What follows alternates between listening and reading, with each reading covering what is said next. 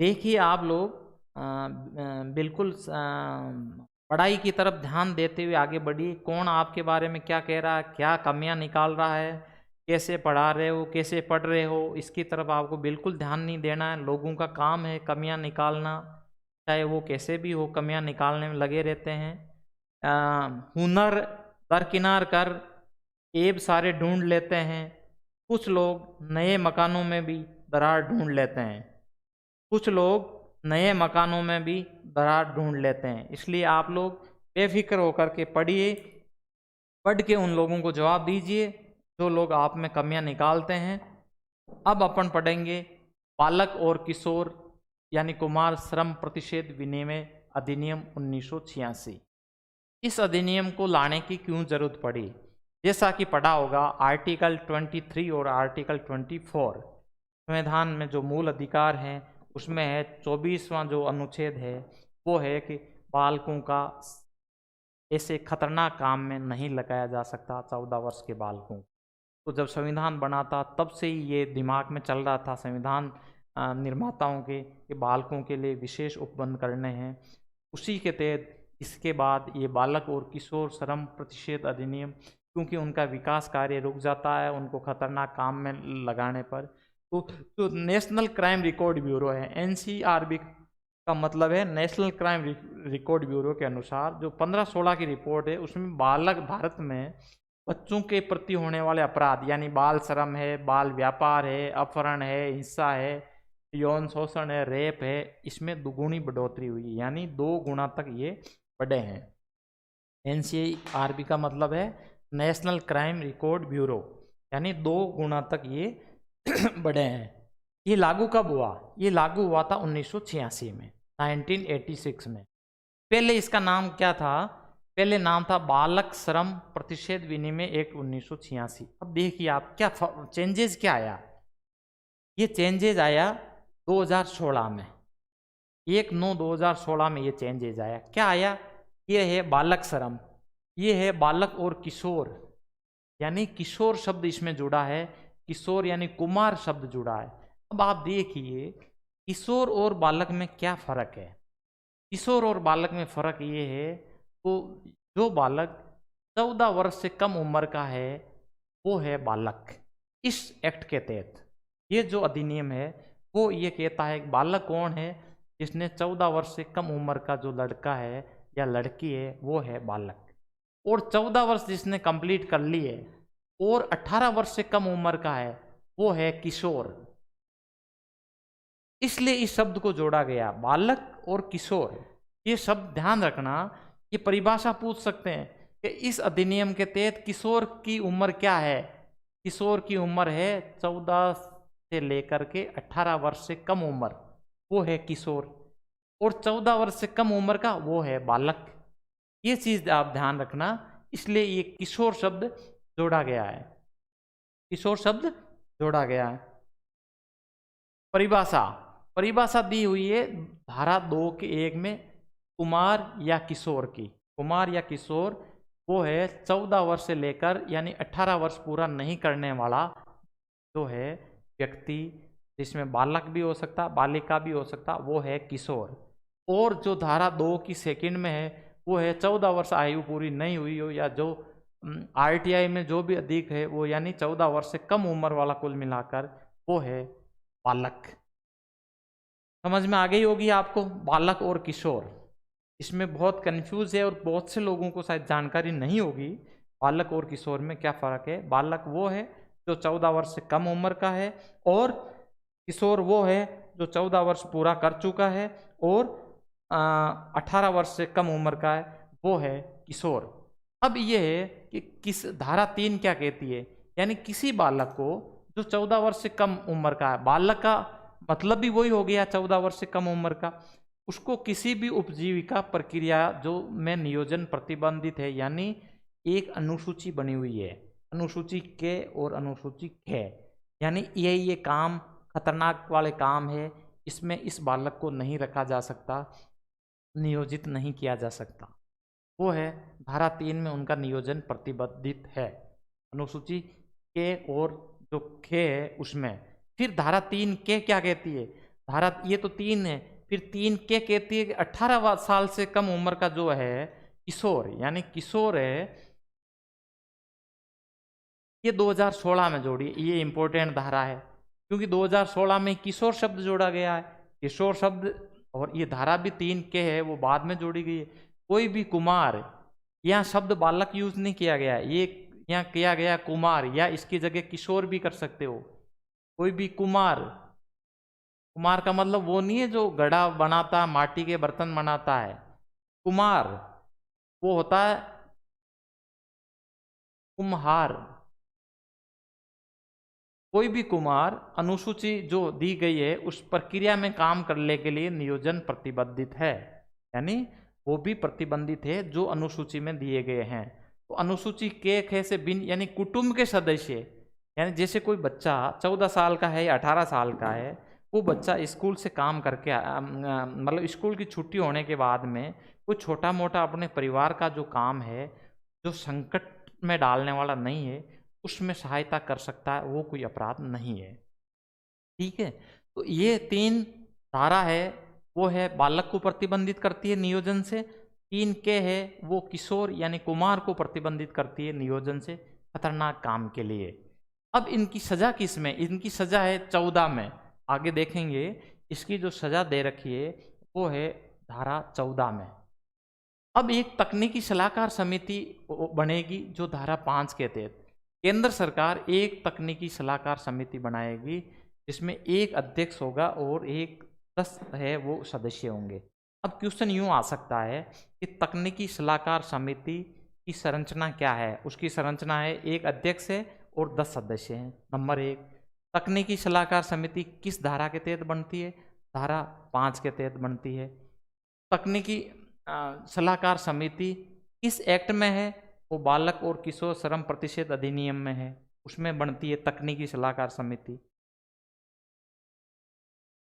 अब है धारा काम के घंटे और कालावधि, यानी जो खतरनाक वाले सूची है उसको छोड़ करके यदि 14 वर्ष से ऊपर का बालक 18 साल तक का यदि वो काम करता है तो उसको शाम को 7 बजे से लेके सुबह 8 बजे तक तो काम पर लगा ही नहीं सकते, चाहे वो सिंपल काम हो। नंबर 1। नंबर 2, उसको काम 6 घंटे से अधिक नहीं करवा सकते। प्रति 3 घंटे बाद 1 घंटे का उसको रेस्ट चाहिए। फिर सप्ताह में 1 दिन का अवकाश जरूरी है, यानी उसको शाम को 7 बजे से लेके सुबह 8 बजे तक तो उसको रेस्ट चाहिए ही चाहिए। उसके बाद में उसको अवकाश भी मिलेगा और काम प्रति 3 घंटे बाद उसको 1 घंटे का रेस्ट भी मिलेगा। ये इसमें है धारा 7 में। फिर यदि इनके आयु का विवाद हो जाता है, आयु का विवाद हो जाता है, कहीं एज का मामला आ जाता है, उस एज के मामले में कुमार की आयु का विवाद होने पर चिकित्सीय परीक्षण करवाया जाएगा, यानी डॉक्टर मेडिकल करके उसकी उम्र की रिपोर्ट देगा। जैसे उदयपुर जो गुजरात के पास में लगता है, उदयपुर से बहुत से लोग बीटी जो कपास होती है उसमें काम के लिए गुजरात की तरफ पलायन करते हैं।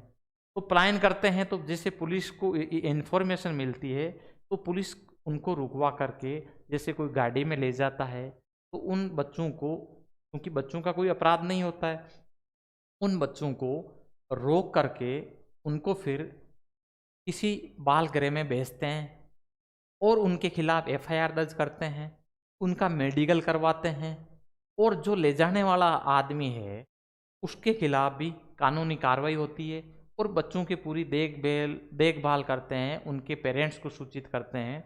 ये प्रक्रिया होती है। उसमें ये उम्र का टेस्ट भी डॉक्टर से कराते हैं। किसी को यदि इलाज की ज़रूरत होती है, इलाज का भी प्रबंधन करते हैं।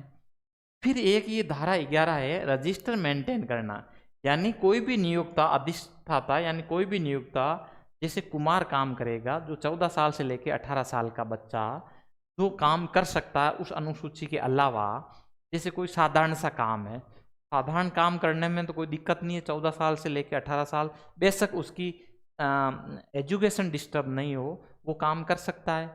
कर सकता तो भी उस नियोक्ता की जहाँ पर वो काम करता उसकी बहुत सारी जिम्मेदारियाँ, वो वहाँ एक रजिस्टर मेंटेन करेगा, उसमें उसका नाम लिखेगा, जन्म की तारीख लिखेगा, कार्य दिवस लिखेगा, क्या क्या कार्य दिवस है, कार्य अवधि लिखेगा, उसको वहाँ पर सारे अच्छा एटमॉस्फेयर उपलब्ध कराएगा, किसी प्रकार का उसका शोषण नहीं हो, ये पूरा ध्यान रखेगा।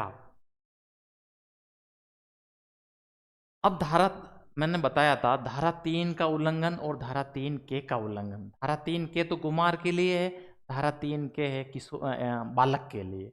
इसका उल्लंघन करने पर इसकी सजा है कम से कम 6 महीने और अधिकतम 2 वर्ष और जुर्माना है 50,000 रुपये। तो धारा यदि 14 का कोई व्यक्ति उल्लंघन, धारा 3 और धारा 3 के का यदि कोई व्यक्ति उल्लंघन करता है तो इसकी सजा है वो है इसमें धारा 14 में। अपराध दोष सिद्धि के बाद यदि कोई पुण्य अपराध करता है तो उसकी सजा है 1 वर्ष से लेकर के 3 वर्ष तक।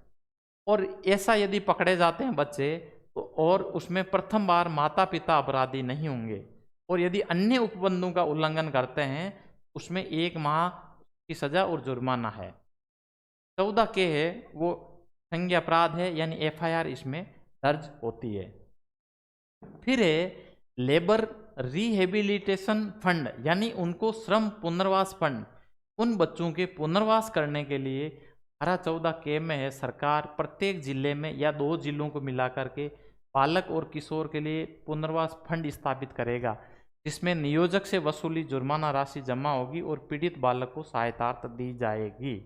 यानी वहाँ पर पुनर्वास योजना के तहत जो नियोक्ता है जिससे ये जुर्माना राशि वसूली जाती है, उस जुर्माना राशि से इन बच्चों को सहायता की जाएगी। पुनर्वास के लिए पुनर्वास व्यवस्था होगी। अब इनके लिए न्यायालय में कोई भी व्यक्ति या पुलिस अधिकारी या लेबर इंस्पेक्टर है वो वहाँ व्यवस्था कर सकता है, उनकी रिपोर्ट कर सकता है लेबर वगैरह। फिर है 17 खे निरीक्षण या मॉनिटर करना। अनुसूची के और खे वाले स्थान पर जो है वहाँ का निरीक्षण करेगा। निरीक्षण कौन करेगा? निरीक्षण करेगा लेबर इंस्पेक्टर। लेबर इंस्पेक्टर यानी निरीक्षक, लेबर इंस्पेक्टर है, इसका निरीक्षण करेगा। प्रतिबंधित कार्य क्या क्या है? जैसे रेल यात्रा, सामान, डाक ले जाना, भोजनालय में कार्य करना, बंदरगाह पे कार्य, बीड़ी बनाना, पटाखे, आतिशबाजी, सीमेंट निर्माण इत्यादि कार्य टाइप के हैं जो प्रतिबंधित हैं। अब 2016 में संशोधन से जोड़ा था, क्या जोड़ा कि भाई ये लोग खान में काम नहीं कर सकते, ज्वलनशील, विस्फोटक पदार्थ और संकट में कोई संक्रिया या जोखिम भरे कार्य वो प्रतिबंधित होंगे। ये जोड़ा था 2016 में, यानी ये 2016 में जोड़ा था। आर्टिकल 39, 24 जैसा कि मैंने बताया था, और 45 6 वर्ष तक के बच्चों की शिशुओं की देखभाल। 39 में है बालकों के कुमार जो अवस्था है उसका दुरुपयोग नहीं हो। 24 है वो बाल श्रम पर प्रतिबंध है। ये आर्टिकल संविधान में भी बच्चों के हित के संबंध में दिए गए हैं।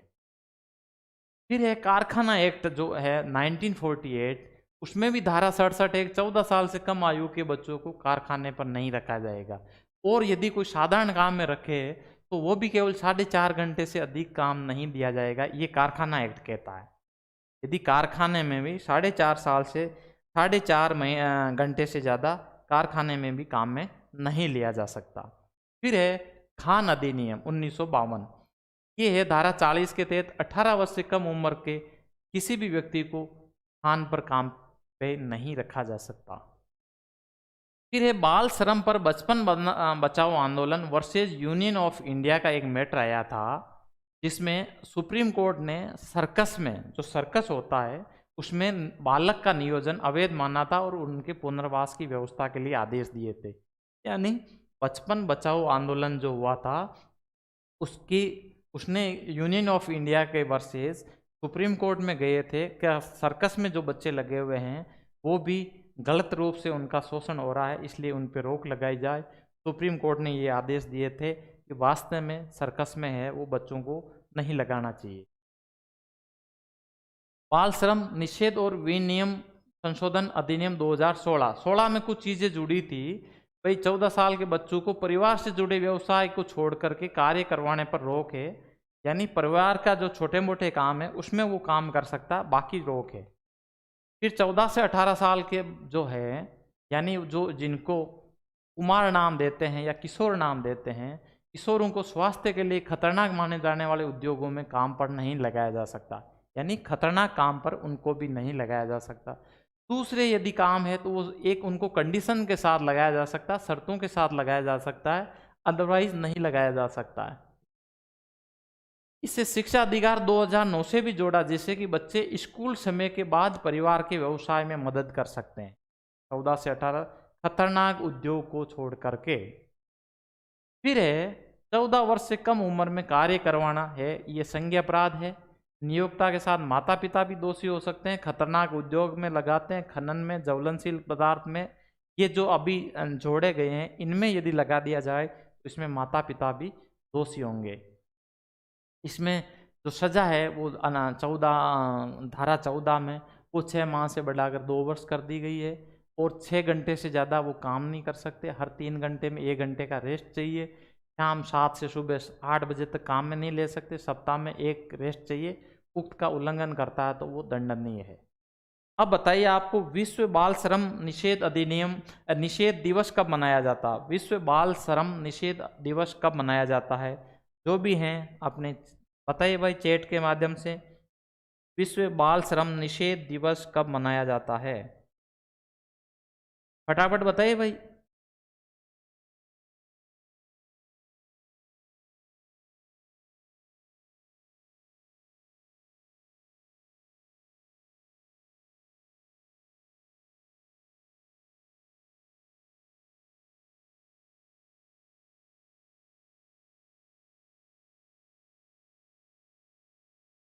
12 जून को कमलेश चौधरी फैक्ट चेकर, राजश्री राठौड़ 12, आशा चौधरी 12, रूबी लोधा राजपूत 12, प्रीति सैनी 12। बहुत अच्छा, 12 जून को ये विश्व बाल श्रम निषेध दिवस मनाया जाता है।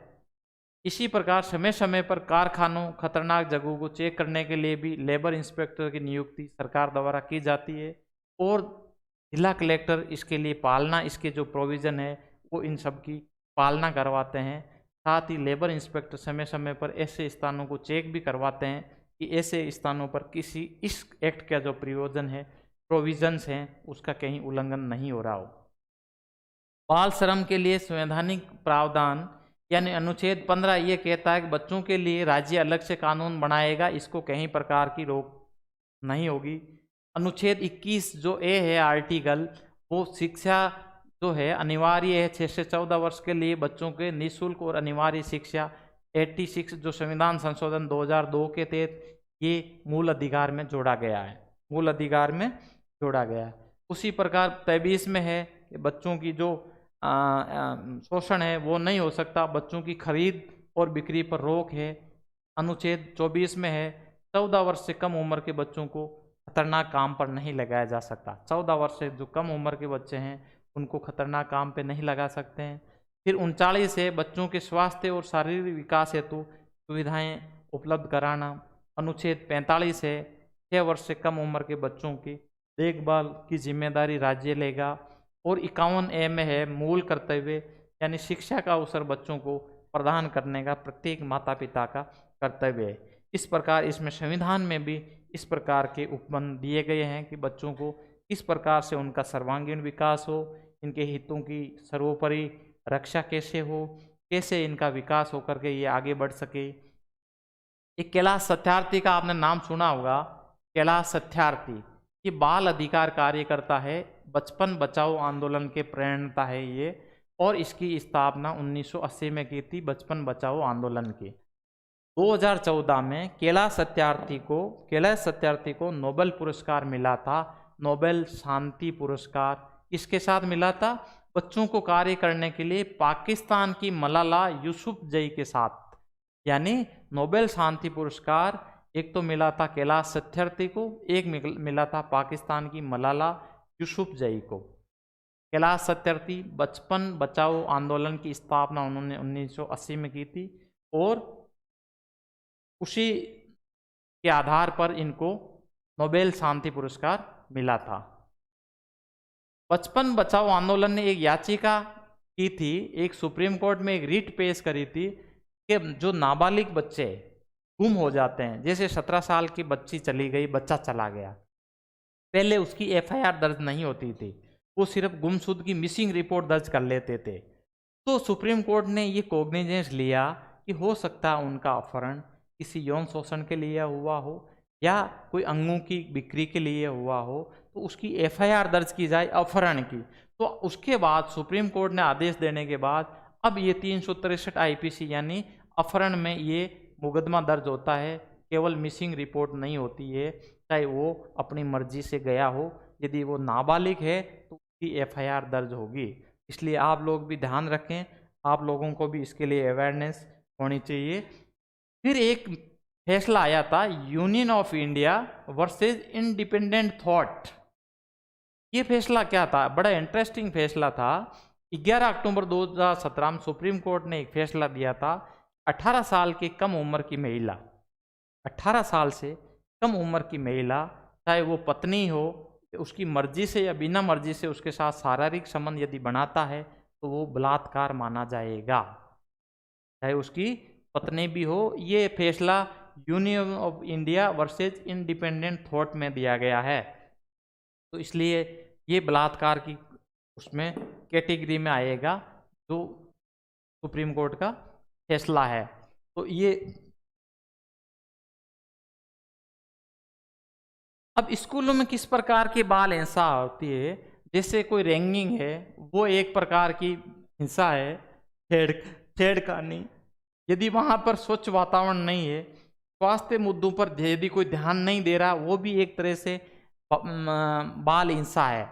यानी वहाँ साफ सफाई नहीं रख रहा है स्कूल का प्रबंधन, तो वो बाल हिंसा है। इसी प्रकार कोई भेदभाव करता है, भेदभाव किस प्रकार का? आर्थिक, जाति का या वर्ग के आधार पर के साथ दुर्व्यवहार करता है, बच्चों के साथ, बच्चों को सजा देता है, शिक्षण में लापरवाही करता है, वो भी बाल हिंसा है। इसके अलावा संरक्षण आदेशों की पालना नहीं करता है या अभिभावकों की भागीदारी नहीं लेता है, अभिभावकों को उसमें शामिल नहीं करता है, वो भी एक चाइल्ड वायलेंस है, बाल हिंसा है, वो भी बाल हिंसा की परिधि में आता है। तो ये था अपना बाल श्रम प्रतिषेध अधिनियम, जो इसको 2016 में किशोर शब्द भी जोड़ा गया है। तो किशोर और बालक की क्या परिभाषा है वो भी आपको ये इसके माध्यम से बताई गई थी। और मैं सोच रहा हूँ आपको ये सारे जो आज के टॉपिक हैं समझ में आए होंगे। आप लोग अपना बिल्कुल ध्यानपूर्वक पढ़ते हुए आगे बढ़ें, ये ताकि आप लोगों को सफलता मिल सके। क्योंकि झूठ बोलने के लिए जुबान चाहिए, सच बोलने के लिए आंखें ही काफ़ी है। यदि आप लोग सच्चाई पे आगे चलोगे, बढ़ोगे, तो आपको निश्चित तौर पे सफलता मिलेगी। तो आज की जो क्लास का समापन करते हैं, साथ में ये भी निवेदन करना चाहूँगा कि आप प्रचार क्लासेस जो हैं यूट्यूब चैनल, उसको भी सब्सक्राइब करें। उस पर भी कुछ टॉपिक्स डाले गए हैं, उस पर भी जानकारी दी जा रही है। और उसमें इसके जो डिस्क्रिप्शन पे टेलीग्राम का जो है डिस्क्रिप्शन दिया गया है, जहाँ पर मटेरियल भी उपलब्ध कराया गया है। जय हिंद, जय भारत, ऑल द बेस्ट, धन्यवाद।